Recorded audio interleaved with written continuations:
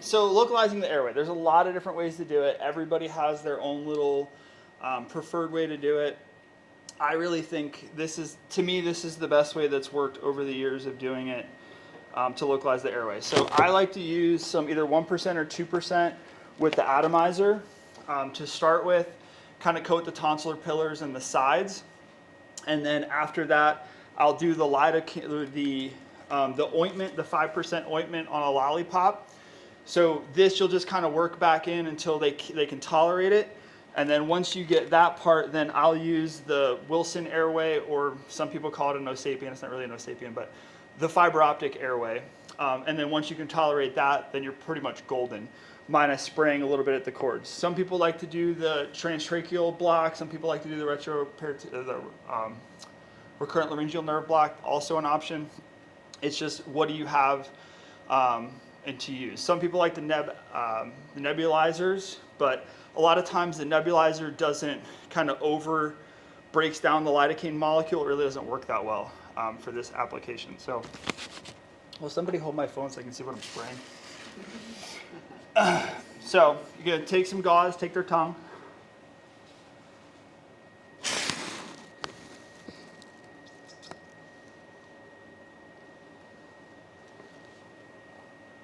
And a little spray.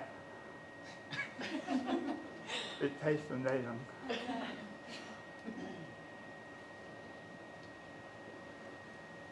So awake intubation is kind of a loose term too. Sometimes we'll do a little sedation with this.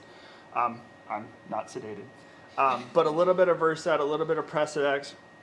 A remifentanil infusion is really nice. At like 0.1, you start it as you're localizing them. And then by the time you get to the point of intubating them, like that cough reflex is out of the way, and they're still awake and convulsing and talking to you. So a lot of different reasons to do this. It really just depends on what your method is. I once worked with someone who, like, all of the ACDFs we did awake intubations on, so they wanted like pre-motors, like them moving everything before they went to sleep.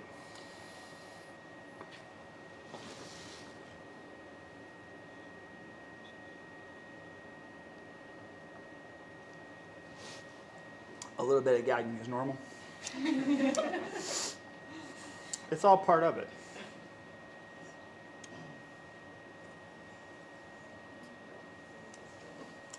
Huh? Just clearing his throat.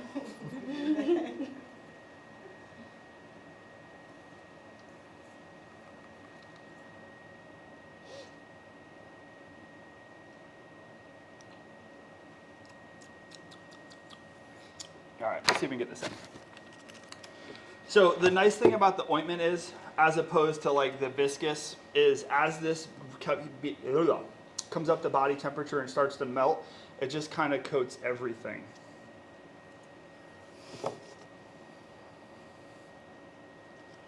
So I'm not going to be able to talk anymore, so you have to entertain yourselves.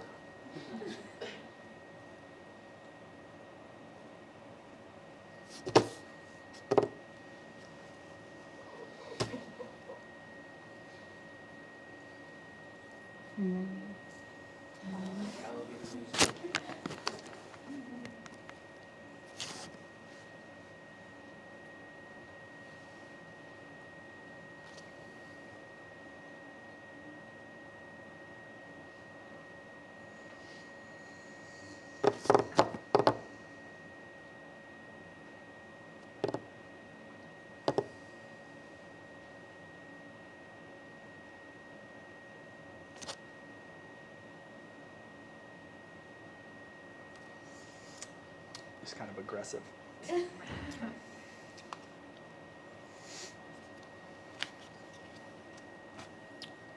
Definitely works though. Feeling numb? Yeah. I'm sacrificing lunch for you guys too. Thank you. Yeah, this would never be forgotten. The things we do for you.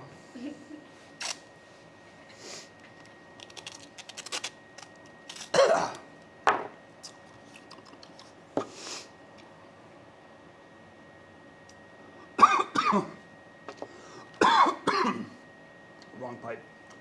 The pipe's numb.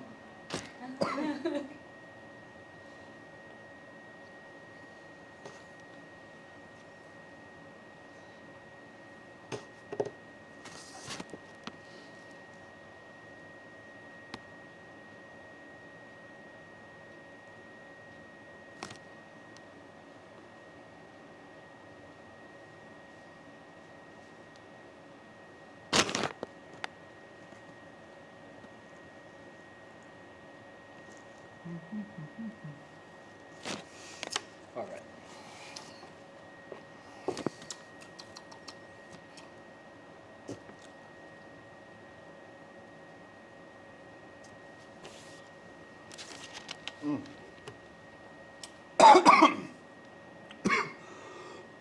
One second.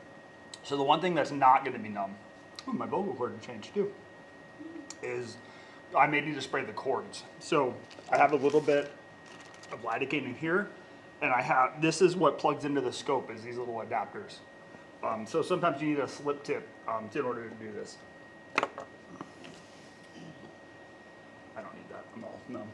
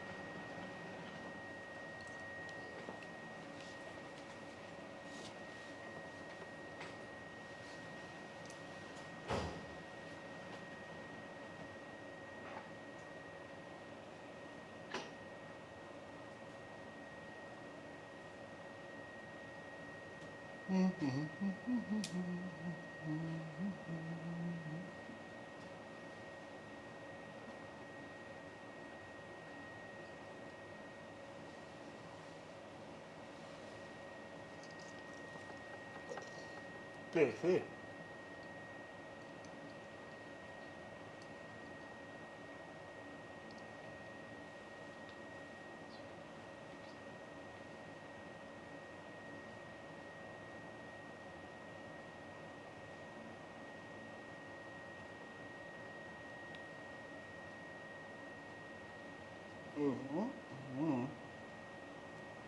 Yep.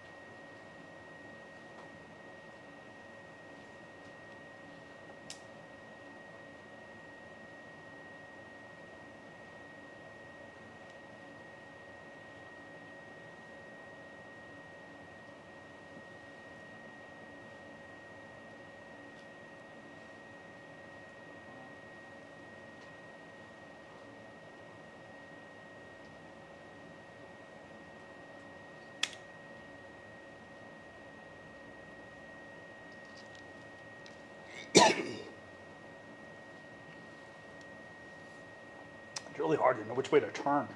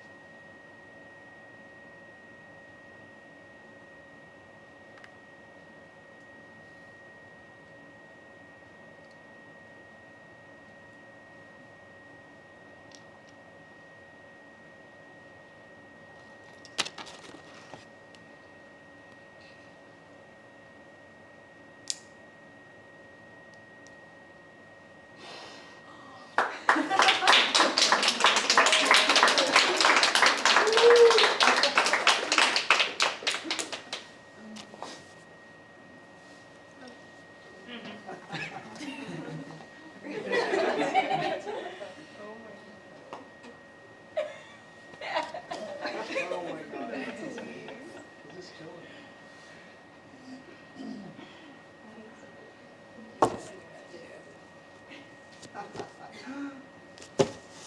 so crazy. That's amazing. Amazing. Wow.